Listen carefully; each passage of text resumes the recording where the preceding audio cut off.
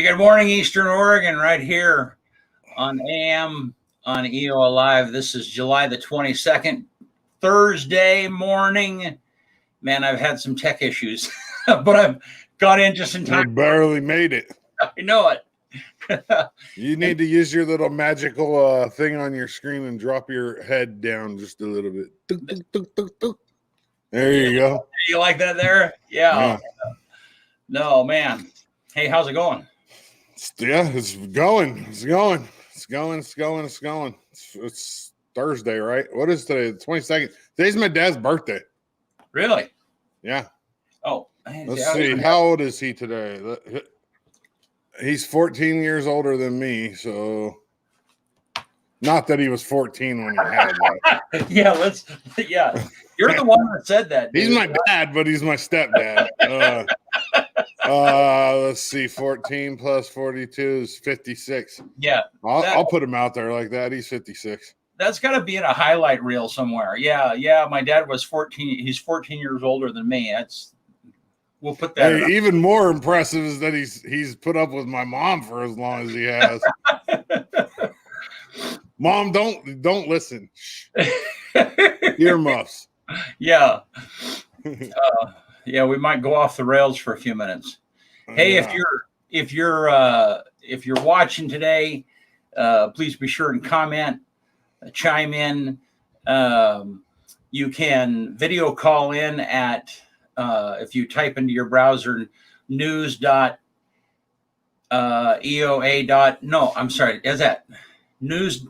EOA.news. Excuse me. There we go. Hey, Kelsey, I made a comment on Facebook last night and tagged you. I caught a spelling error that I made before you did. Yeah. The other day I did a post. She was on that I did white on rice, just bam. I did a post and it must have been misspelled or something. And because Kyle came to me and goes, "Did Kelsey post this?" It's like, nah, she just corrects my spelling. And then it looks like she just posted it. Yeah. She ain't getting me, man. I'm all over that. Oh. BC, why couldn't the bicycle stand up by itself? I don't know. Because it was too tired. Yeah. We need a little stinger that says Kyle's dad jokes. I'm only giving one a day, though. Yeah. I charge for that, too. Do you? We don't have weather today. No, we don't. I feel out of sorts. We do have, let's see if I can figure out how to, again, I had to just totally reboot my computer right before we got going. So it looks nice. And, it was cool last night. I mean, it did cool off. I was watering the yard last night, and I went out there, and it felt nice out there. Yeah, it was beautiful. So, yeah. What is today's Thursday? So what do we have? 2.5 weeks until the East-West Shrine game. That's crazy. Yeah.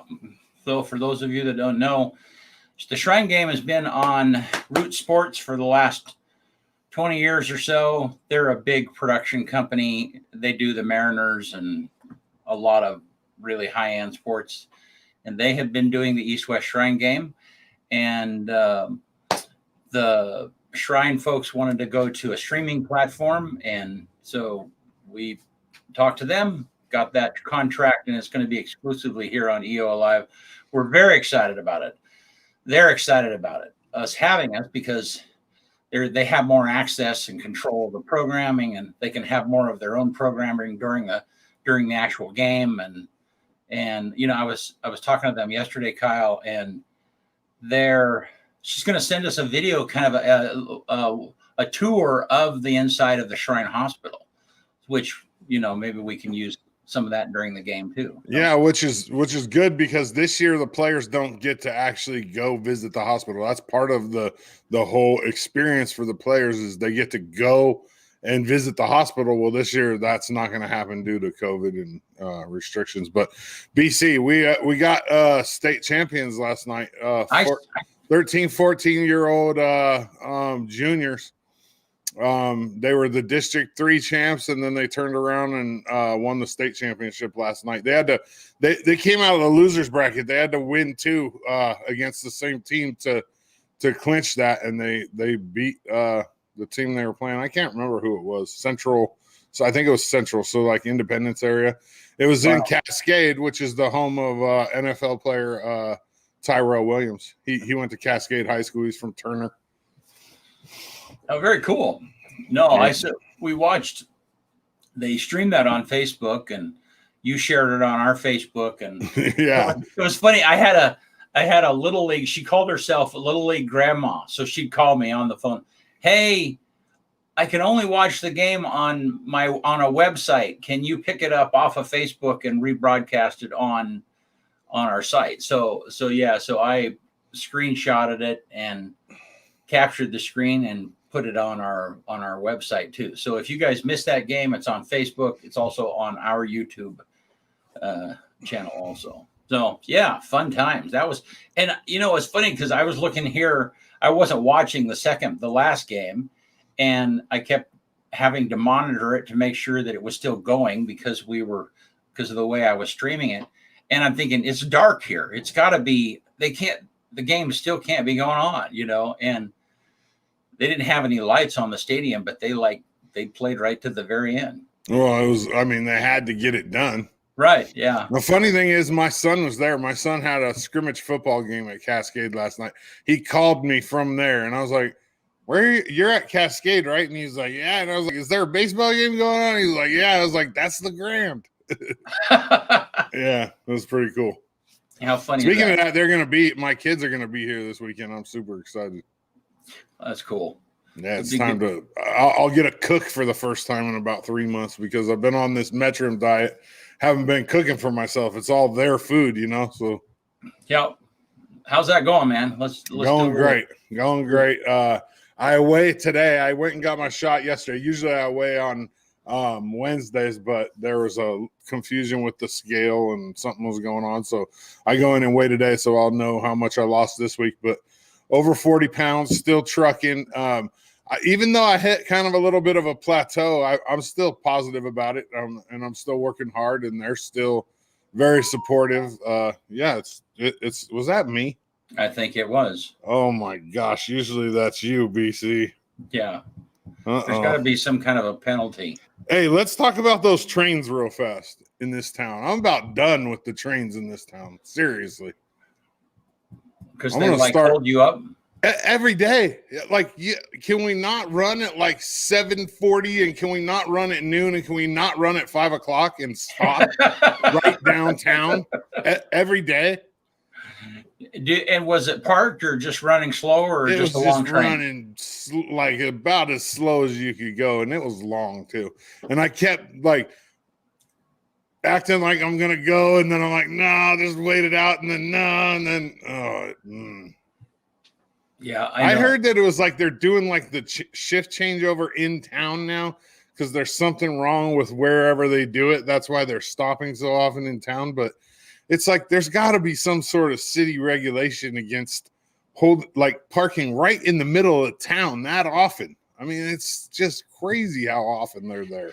I tell you what, you find out about working with the trains is that, and with the railroad in general. And that is that cities have very little say about it at all because the infrastructure of the railroad has been there for so long, many times before the cities were, and in fact, the LeGrand was first built up on the hill up by Geckler and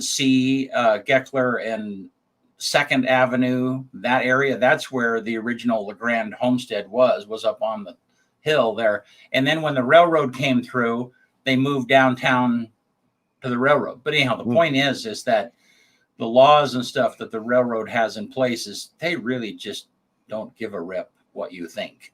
The cities think. Yeah. Well, and they have a ton of money. It's good old boy railroad stuff. I'm sure. So anyhow, yeah.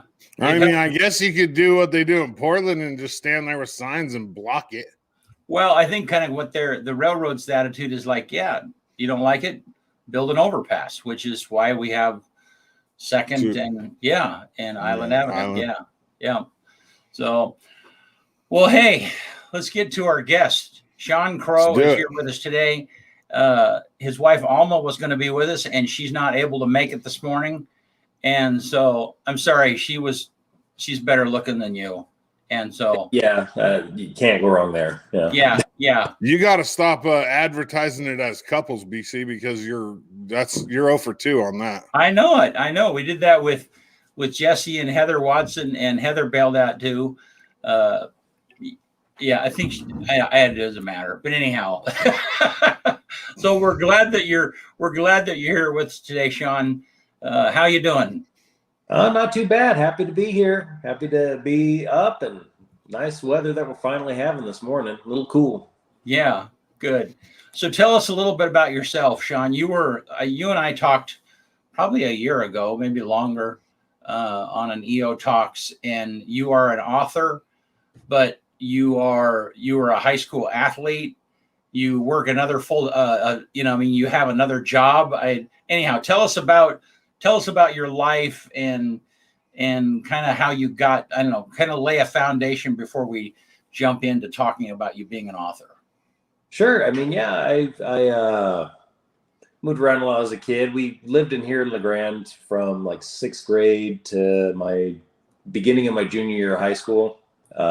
Did sports here, stuff like that. And then graduated from Burns, went to Eastern, and got my teaching degree from there. Met my wife there, Alma Crow, and now we decided to settle here. She's doing real estate, and I've taught at the middle school, the high school, and now I teach out at the correctional facility, Hillgard. Oh, it's called. You can't call it Hillgard anymore. It's called Riverbend. We're Riverbend, yeah. Yeah. Hillgard's the old name. Worked there forever. I still think of it as Hillgard. You work with Bubba and Ronnie and all my dudes, man. Yeah. Bubba's been working out there for 30 years? Close to 30 years, 25? Yeah, he's been out there for a bit. Him and Ronnie B. There's a pile of them that have been there for a while. There must be something about that place that makes it where you don't age, because Bubba and Ronnie, they look exactly like they do when I was a kid, dude. I'm like, seriously. Well, don't tell them that. You're gonna make their egos swell. Oh, they already both have big old heads. We've had them both on the Johnny Ballgame show in the past, and we've spent some time talking about all kinds of stuff. And that's one of the things that always comes up is like, dude, what's the secret to like not getting old? Because you guys nailed it. Yeah. No, they're a good group of guys out there. I really like working out with them. So yeah. I hear that from everybody that works out there pretty much, that they enjoy working out there. Yeah, it's honestly, I and now that Bubs is in charge, it's great. I think he does a great job out there, and it's just a good environment to work in. And I think they have a big impact on a lot of those youth, He's got to be getting close to retiring, but maybe now that he got now that he's at the helm, maybe he's going to hold on for a little while. I don't know. Yeah, I don't know what his plans are exactly. Yeah, we'll see. So what do you teach out there, Sean? Talk about that for people and talk about that facility, and then what is your role there? How do you feel? Yeah. So I'm actually contracted through IMESD to work there out at Riverbend, and I teach just about whatever they need. My focus is more language arts, social studies, but if math or science come around, then I've got to know it. We get guys at all different levels. Some are working on GED, some are working on, a few credits here, a few credits there. We kind of just go to meet their needs. So it's not so much like teaching classes as it is, going on an individual basis of, hey, I got to help you get through here, but I'm helping this guy, work through this. And, some days they're working great and they just need a little bit of help. Other days it's a lot of help all day long, it just kind of depends where they're at. Almost kind of like a tutor, but a teacher. Yeah. Like a tutor kind of fills that role. But I mean, I understand you're a teacher, you have a teaching degree and all that, but it's kind of like you just meld to whatever they need. Pretty much. Yeah. I mean, you got to be really adaptable. And sometimes like Erin Creech is the other teacher out there. She'll actually be the admin here. And she's more the science and math, but sometimes she's taking care of admin stuff. So it's like, okay, how do I do quadratic equations? All right, I got to remind myself, and then get to work in that. You like social studies and English better than science and math? Yeah, but I've always loved, honestly, language arts is my big pull. Social studies, I've enjoyed history. It's not as big a passion, but yeah, definitely language arts has been a big one for me. Usually people that are dreamers and that believe in fiction are more into social studies and English because there's no definitive answer. Yeah, you know what I mean? Like it's more flexible than math and science. Oh yeah, for sure. I mean, it's your opinion for most of it, so then you just got to justify it. Yep. Yeah, I mean, there's just a lot of leeway, and I like the hard sciences. Don't get me wrong, but it's never clicked like language arts has clicked for me. So I'm the complete opposite, man. I can't. You get like, I mean, I could write a research paper right now if I had to. Would I want to? No. But math wise, like, there's a definitive answer, and all you got to do is just point me how to get there, and I'll get there. You know what I mean? Like whether it be an equation or whatever. I like that better because I like seeing that outcome. I'm not like super creative when it comes to writing, so it's just easier for me to go from point A to point B. Oh yeah, no, I mean it's great, having those traits. I've always been, hey, just follow what you're good at, and that's going to lead you somewhere. So yeah. Well, let's kind of pivot from this language arts clearly is what it is that you love, and you are an author also. Yeah. Talk about your author career. I mean, writing career and what you've done, and then you just recently published another book, correct? Yeah. So Quenched in Blood just went live last week, so pretty stoked about that. In the last year, it's been a little over a year. I've released 3 books, 2 novels, and 1 illustrated novella I did with an artist friend of mine. I work with a lot of artists off and on, really talented guys out there. So, I mean, I've always been into reading, into writing. I mean, anybody that knew me growing up, I had a book on me. We'd be going to a football game or something like that, and I'd be reading a Jim Butcher book, something with urban fantasy or something like that on the way, or between wrestling matches. You're like, okay, you got a break. I'm going to read a book now. That's a funny combination. Oh yeah. That's they don't quite go together, but the bookworm athlete a little bit. I mean, I don't know. That's just a funny picture. I can see that. Oh yeah. You get flack for it as a kid, but it's just been always something I've been passionate about. I even remember even going around up in the hills with my dad, if we're going out hunting, then we'd start talking books or something. So it's just always been something that's been in my life that's kind of like connected all the things I enjoy, or at least been a part of it. But honestly, I didn't take writing super seriously until my daughter was born. And then I kind of sat there. I was like, okay, am I going to do something with this? Or am I going to, sit here and flip flop and half write a book, or maybe write a short story, or maybe not? And so then I was like, okay, my child's born. A lot of my other things I like to do, I just kind of had to put them on a back burner. I was like, you know what? If I actually want to be really great at something, then I better focus on it. So I wrote 2 books in that time. Neither of them got published, and I wasn't going to pursue it.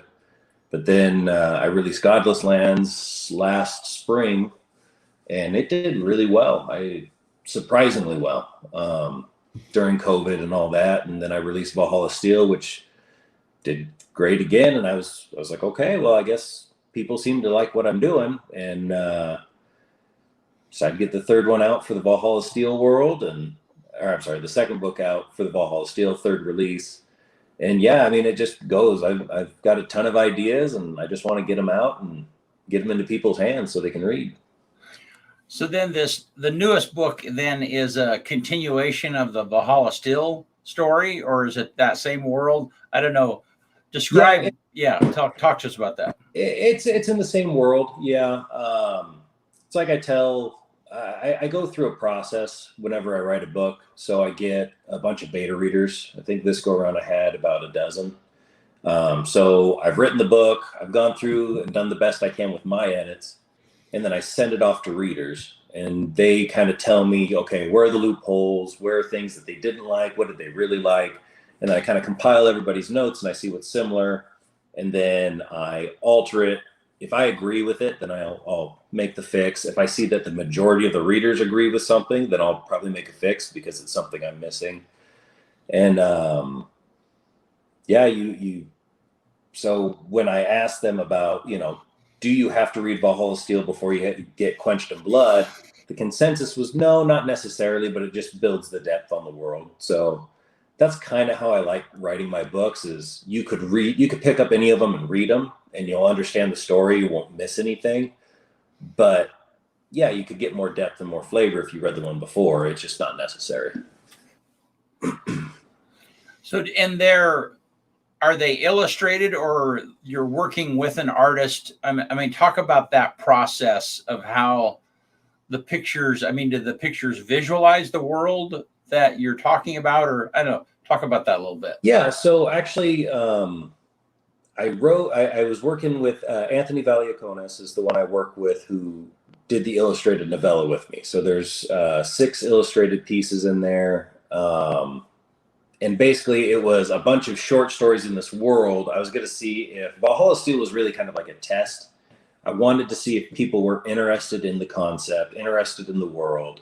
I had some really good feedback because I posted the first kind of short story on my website, and people really liked it.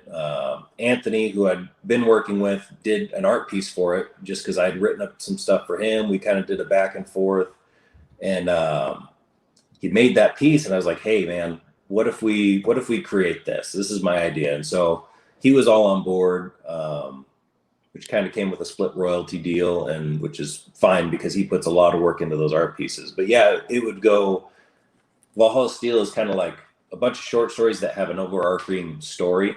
So you read it and it's from different perspectives, but it follows a short story. So it's about 40,000 words, not a full novel, but with the illustrations, I thought it really kind of brought everything to life. So I'd write one of those stories, send it off to him, he'd read it, and then he'd throw me some concepts back, what stood out to him, certain scenes. And so a lot of those are what jumped out to Anthony as he read the story. And then we kind of went back and forth on, the specifics after that. But it's really cool to see the world you write come to light. Oh, I can imagine. Come to life in like a visual piece, That's been pretty awesome to see. Now, is there ever a time where it's like, oh wow, I didn't picture that guy being this, looking like this, or this character looking like this, or do you describe him enough in your writing that that's kind of what he's using to visualize him? Yeah, that's a lot of what he's using is how I describe, but I'm also very open. Like I'll have people ask me about certain parts of the book, or, after they read it, they kind of just want to talk and say what they liked about it. And I've heard people, I guess this isn't quite answering your question, but it comes to like how people perceive or read it. I don't have any issue. Like some people are just going to see it a little different. Are those art pieces exactly how I see it? No, but he's not in my head and I'm not in his. So you're never going to get the perfect, layover, but I don't think that matters so much, especially in like the creative process. Kind of like Nazi was saying, there's not exactly a right answer, right? So I'll even have people pronounce the names completely different than the way I pronounce them.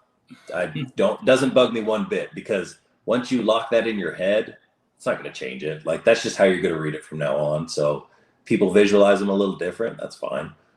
Everybody's got their own way to see it. So that's interesting. Yeah.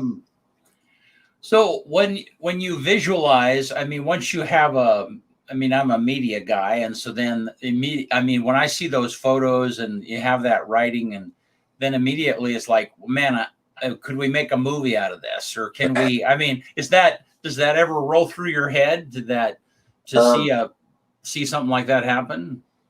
It's one of those things. I think a lot of authors dream about having their books become a movie or something like that. It's never been really a goal of mine. Like thought a lot of people, especially with Valhalla Steel, be like, man, this would be an awesome movie. And kind of think about that. I go, yeah, but I know that once I signed over movie rights, then it wouldn't be the same, right? Unless I had some creative control or something like that, then it wouldn't be the same. And I feel like I put a lot of work into what I write, and to hand it over to somebody to change and twist the characters in their own way or however they want to do it. I don't know. It's kind of be like someone taking your kid for like, I guess it's not like that, but I was going to say that's stretching it to a lesser degree. It's like somebody just taking your work and just, I don't know. You don't know what they're going to do with it. So you put so much time into something, you'd hate to see somebody twist it or change it or alter it. So movies hasn't really been a big pull of mine, but you know, if somebody were to really be interested in it, then yeah, I'd talk with them. But it would have to be like somebody you trusted too. Yeah, you know, and somebody whose work I could at least go back and see, okay, how do you do it? You're not going to put in your own agendas or something in it and, you know, ruin what the story is. If as long as they were true to it, then yeah, you know, I'd be open. But it's not necessarily a dream. My dream is to see my books up on bestseller lists or something like that. You know, that's my dream. You know, the silver screen doesn't have a big pull for me. Well, very cool. So what's next? What are you hoping to do and continue to expand this? Well, I've got 2 worlds right now. The Valhalla Steel world we've been talking about, but then I also have the Godless Land series, and I'm about 44,000 words into that book. So I'm thinking I'll have the first draft done sometime in winter. Best case scenario, I might get another book out this year. Worst case scenario, it'll be early next year, I think. I know my creative process has lengthened my prose out a little bit, so a little bit more in depth. I think with each book you grow. I know I've grown. Every time I've written and published something, I feel like my work's gotten better and better. And I've just learned and become more comfortable with my craft. So they are getting a little bit longer. So I'm leaning more towards another release next year instead of this one, but who knows? I mean, I try to be really disciplined with my routine, when I write, how much I write a day.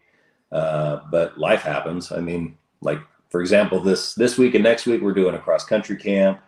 I've been putting in floors in my house, so there's been no writing going on. And that's okay. I think you just got to go with the tide comes in, the tide goes out on the creativity level. So you just got to be ready for it.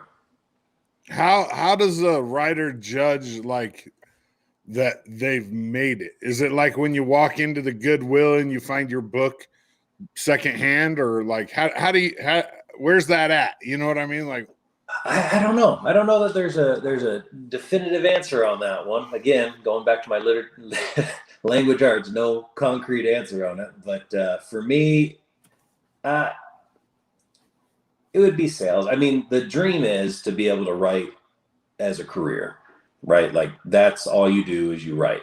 If I were to get to that point, I would see it as a success. You know, I would see that as one goal achieved. But then once I achieve one goal, I'm already setting another one. You know, my wife and I talk about that a lot. You know, what are our goals for this year? What are we setting up? And then how is that going to take us to the next step, and so forth, you know? So I think the success, for me to say if I was really successful, would be if people are buying my work and it actually produces enough income to be impactful, then I would say that's successful. You know, other people are going to be like, I won't be it until I'm an international bestseller, you know, and yeah, that's a great goal to have, but you have to hit all the other steps before that in order to get there. So right now, the goal for me would be have an impact, you know, a big impact like that, where I can start thinking like, okay, maybe I can, you know, step away in 5-10 years and write, you know. Whatever you do, don't take a little winter vacation up in a cabin and meet old Kathy Bates while you're out there, right? That would not be fun. You ever see there's a gal, they've got a video, I'm sure you could find it on YouTube. There's a gal that dresses up like her and then goes into a bookstore and is asking for the author just to see people's reaction. That's freaky, man. When she puts that piece of wood between his legs, oh god. Well, Yeah. I don't know who wrote that book. I know. Oh, Stephen King. That was a King book. Yeah. Yeah. It is a King book. That's one of those scenes that you see once, and Yep. you don't ever. Yeah. So, so is it? With the last two, is it paying for itself yet? I mean, the books, they all pay for themselves. They pay for themselves, and then the next project. I have had some solid sales. Last year I sold close to 2,000 copies. So, for being a first-time author, usually you sell 50. Oh wow, good. Especially if you're going the indie route, because I did go traditional. I tried to go traditional for a long time, and for me, I have a hard time waiting on other people, and it's probably a character flaw for me, but I like to see things done, and waiting on somebody else to say yay or nay. Sometimes you send it to a traditional publisher, you're waiting 8 months, 9 months, 10 months, maybe a year before they get back to you, and you're going, I don't know if what I wrote was any good, or if it's hot garbage. I don't know. And they don't generally give you feedback either. The book I wrote before I started self-publishing was God's Reborn. Big book, took me a long time to write it. I rewrote it twice, like really driven into it. And then I tried to send it off. I got like 50, 60 rejections, and I was going, man, like I'm waiting to write my next book to see how this one does, to see what direction I'm going to go. And I'm going, that's just such a huge gap of time I'm waiting, where if I just did my own books, I could see sales. I can see if people are going to be interested. I can get feedback like that, so I just felt like if I can do it on my own, then that'd be great. And I just to make sure I was making the right choice, I reached out to a few of my favorite authors, and one in particular, Anthony Ryan, got back to me, and he's a big time author in the fiction department. And he kind of just said, he goes, hey, my first book was self-published. And he goes, it's kind of like fishing. He goes, the right person has to get a hold of your book, read it, and then that can open up some other avenues. Now he's traditional and he's putting out books. He goes, but he had to put out 5 books, I think, before he could write full time. And it took some time for, everything to take off, as books do. But that's how he did it. So he was very encouraging with the self-publishing. He's actually looked over every manuscript I've had since then, and tells me what he likes, what he doesn't. And having somebody at that tier kind of critique your work and tell you what they think has been, that's been super helpful. Sounds like a lot of things in life. It's not about what you know, it's about who you know, and it's about being in the right place at the right time. Yeah, just getting it in front of the right eyes. Yeah, that's the biggest thing is, and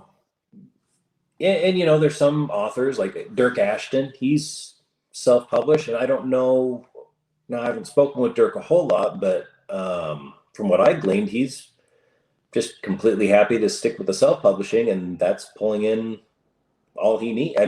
That makes a living for him, I'm pretty sure he's a professor too, but.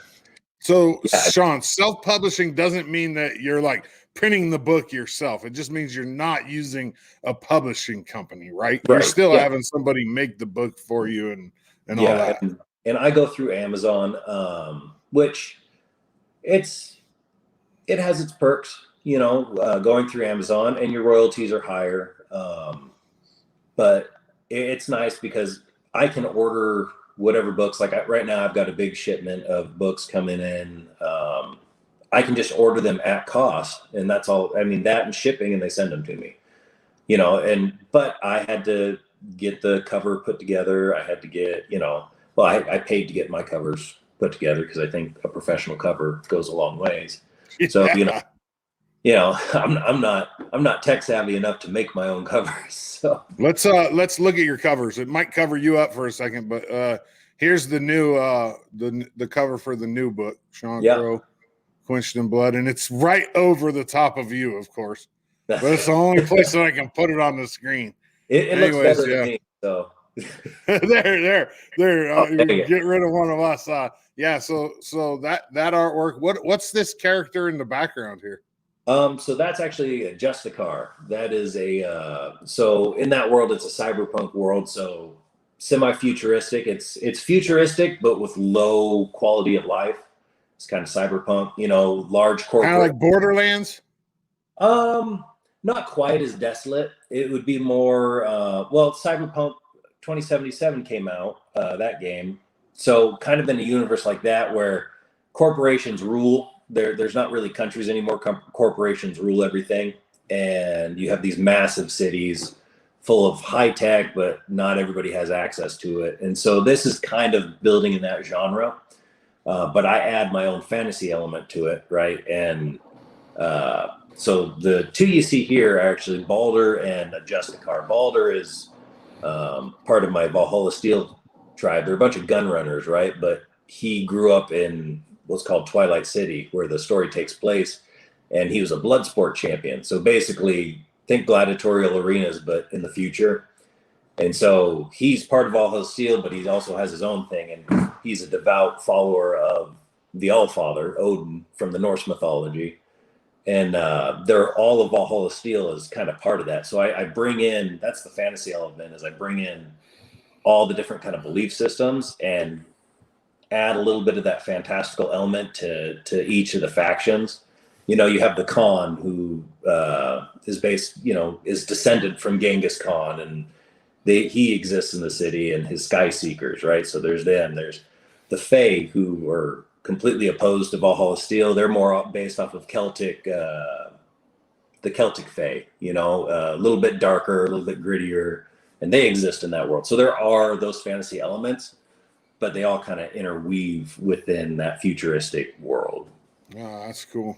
Very cool. Yeah. Very cool. Bring BC back on there. And you can find that book on Amazon. You also have a website called, what's your website? Lordofcrows.com. Lordofcrows.com. And you can get the link right there, right off of lordofcrows.com. I was looking at it earlier. Yeah, it'll take you right to Amazon from here, right? Yeah, right there. Explore my books. There's a link I need to add in there for Quenched in Blood too, but the other two books, and if you click on those, then they'll lead you to. So you can look on Amazon, or you can go on the website and then access it there as well. Yeah. Very nice. Good work. Well, very cool. Well, before we quit, talk about, I mean, I'm interested in your routine for writing, because I mean, a lot of people, like a non-writer, somebody who, you know, I'm not familiar with that world. You think, well, yeah, you write like crazy when you're inspired, and you probably do that, but also there's a routine to it. I mean, there's a discipline to it. Yeah. And a lot of people don't know that. So talk about your routine a little bit. Yeah. So, I mean, really it depends. Every day is different, but I always say I've got to get 1,000 words today, no matter what. Whether it's, you know, at the end of the day before I go to bed, or, you know, something kicks on a lunch break, or whenever it is, like I've got to get 1,000 words a day in order to keep up with the output I've been doing, right? Because I in my mind, I've got this goal set where I can do at least 2 books a year.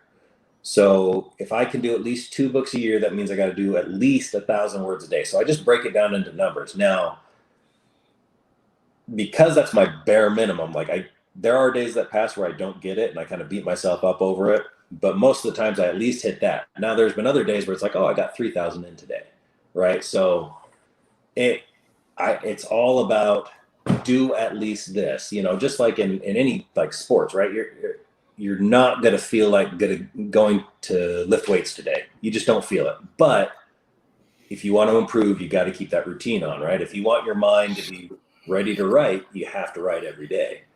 So really it's more of I have to do this before I can relax, or, you know, I'm not going to reward myself with anything until I've hit my daily goal, which is at least those 1,000 words, right? Whether it's an editing or writing something new, still got to hit it. So yeah, I mean, there's that portion. I don't know that there's always like a specific routine. I mean, I always try to listen to music, stuff like that. I'm always looking for different sounds, but yeah, it's mostly that. Like, I know what I can do and I know what I should do. And so then I have to combine that to a realistic goal that I can obtain every day.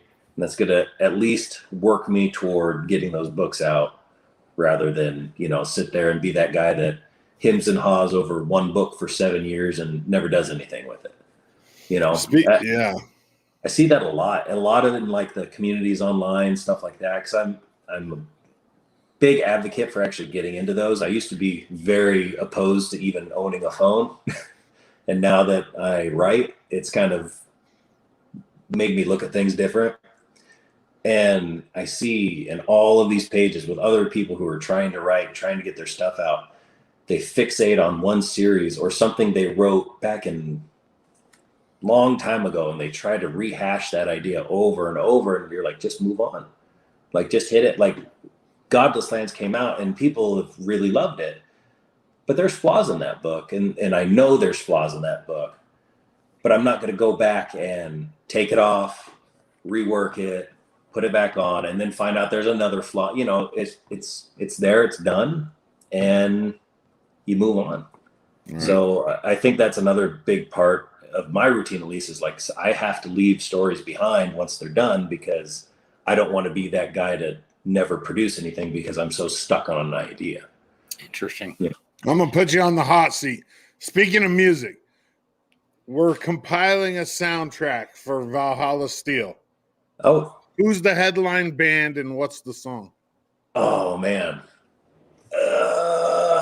I would say Wardruna. They are a Norwegian band. They're pretty old school. They've got quite a few songs that I listen to when I'm writing. Are they metal? Wardruna. What's that? Is it metal? No, it's almost old school Norse music, like they used to. Like they'll get out the drums and all that, and it's pretty interesting. It's now drinking music. What's that? It's drinking music, partying music. Yeah, something like that. Yeah, but no, I mean, there's honestly a lot of what I listen to is kind of theatrical, cinematic kind of spans, because whenever you have somebody singing too much, like if I hear words and it's hard for me to think. But if I just have like music or words I don't understand because I can't speak Norwegian, that's great, you know? So having that play and just having that feel in the background. But music's actually pretty big for me whenever I write. My wife, she's like, man, you listen to some depressing stuff. But in my mind, I'm like, not depressing. It just helps me. It's like calms me. Like, it's always usually kind of mellow stuff. But like, I have playlists and songs that I'm like, oh, that'll be good for that scene when I write it. And I'll just put it on a little playlist and I'll wait till I get to that point. Interesting. I'll put that thing on repeat for like a week. You got any Chicago on that playlist? You should. That's a good. Chicago's my band, man. I find some weird stuff. I don't know. If you were to look at my music taste, you'd be like, this guy's weird. No, but that is interesting. That it's like that you find songs that inspire you when you're writing a particular scene. I mean that. So then you kind of got that feeling in your head as you're putting it together. That's interesting. I'd imagine that's pretty common for writers. I think so. I think everybody has their own playlists. My wife was making fun of me the other day. She goes, because again, this argument comes up, it's all in fun, but she's like, man, your music's just down in the dumps. I go, well, this is a really good one because I have a scene that I think. She goes, yeah, but does one of your characters die in that scene? I go, well, yeah, but as a matter of fact, they do. That you kill your characters off too. I was like, well, then you put it that way, that's kind of weird, but I suppose. Just named in your playlist as Death Number 17. Death number, yeah.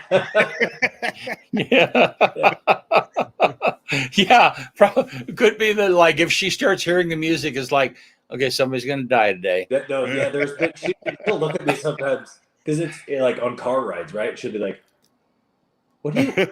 Who's dying? Who's hurt?" Like, That's yeah, awesome. but it helps. So I don't bat an eye at it anymore. Well, it's funny to me, not funny, but I mean, it's just very interesting to me that, and we kind of started with this, that the athlete that you were and have been, and that you read books during wrestling breaks and whatever, that still is very much, that discipline is very much a theme in your writing, you know. Well, Yeah. I think a lot of that, honestly, Brent, is because I always I thought I was going to be, more like my dad and do college sports and be recognized through that. And then maybe to go on to do something else, not that my dad did that, but he was recognizing, he had offers and stuff that through college. And, that was just always my plan. My plan was I'm going to go play college ball and I'm going to do something. But, that wasn't the plan because once my legs, I've got a really screwed up back and my legs wouldn't work the right way. And like they'd go numb, I couldn't feel them, it was just really bad. And so when I did play the small amount of college ball that I did and realized that my body wasn't up to the task, I just had to take that energy and focus it somewhere else, because sports were the big thing. I thought I was going to go on and do something, but, reality is an entirely different story. So Yeah. what do you do when, I was like 20 when I realized it wasn't going to happen. I was just like, man, like, okay, you kind of have that little identity crisis. Like, this is what I was going to do. I would work out 4 or 5 hours a day, just prepping for it, getting into shape, and then I was like, okay, I guess writing is what we're going to do. So Sometimes I wonder, like, if everybody was given the same body, because everybody's body's different and our bodies break down, obviously, like you're talking about. But if everybody was given the same body, like, how many better athletes there would be? Because there's people that have this drive and this mindset that would dominate, but their body just doesn't hold up on them. You know what I mean? Like, or something happens, and I think about that a lot as a sports dude. I like, man, what if? What if that person would have had, the drive that they had and so-and-so's body? Like, holy mackerel. I try not to play the what if game, especially, because you change one thing and then everything changes. With me, the biggest achievement of my life is having my wife and kids, like taking care of them, looking after them, they're my true happiness. And so if I were to go back and say, well, what if I'd done this? Then I wouldn't have those kids. I might not have my wife. I might not have, and so I'm going, man, like, that's where I get the most joy. Yeah. So yeah, that what if game. I like playing the what if game with other people, not with me, not with myself. No, I don't ever what if myself. I what if other people though. Gotcha. But I remember you playing football in high school, and you were a monster. I mean, you did really well. Yeah. So I liked it. It was what I like to do. I was good at it, but you can be a great high school athlete. Then again, that college level, if your body's not ready for it and you get hit by the completely different lineman. Yeah, you've never been hit by a grown man, and really until you get to college, and then you know what it feels like. Yeah, I mean, and it was a reality check. I was like, I wake up, I was like, my legs aren't working. Like, this isn't okay. No. No. It is what it is. No, but it's interesting the way you funneled that energy in another direction, and that's awesome. Well, yeah, so, I mean, I figure if I didn't, I'd probably go crazy. So right. Well, Sean, thanks so much for being with us this morning, and it was fun, interesting conversation. Yeah. So great. Yeah.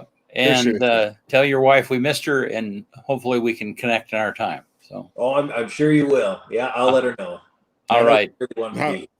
Have a great day. Tell Bubba and the guys hello. All right, will do. All right. Have a good one. Thank you. All right, BC, you ready for a list? I am. On this day, July 22nd, the birth date of my father, Wiley Post in 1933 completed the first solo flight around the world. It took him 7 days and 19 hours. In 1939, Jane Bolin on this day became the first African-American female judge in New York. On this day in 1958, the U.S. performed the atmospheric nuclear test at Bikini Island. On this day in 1983, Dick Smith made the first solo helicopter flight around the world. Wow. On this day in 2019, Avengers Endgame became the world's highest grossing film, overtaking Avatar, earning $2.9 billion. On this day, 2019 as well, the Cowboys were named the most valuable sports team in the world, worth $5 billion. Yankees are a close second at $4.6 billion. Wow. The number one song, oh man, not again. EMF, unbelievable. Oh geez, these guys, wow. One hit wonders, BC, right there. Really? The epitome of it. Oh yeah, That's funny. The song goes, "You're unbelievable." Oh, And then the quote today is Louisa May Alcott. I am not afraid of storms, for I am learning how to sail my ship. One more time. I am not afraid of storms, for I am learning how to sail my ship. Boom. We're out of here on a Thursday. All right.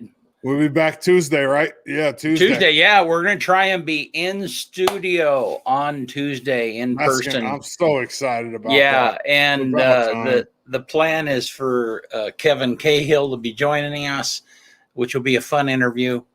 Yeah. Kevin's awesome. He is. Thank you, Laura. Yeah. We appreciate you, Eastern Oregon. Thanks, you guys. See you soon.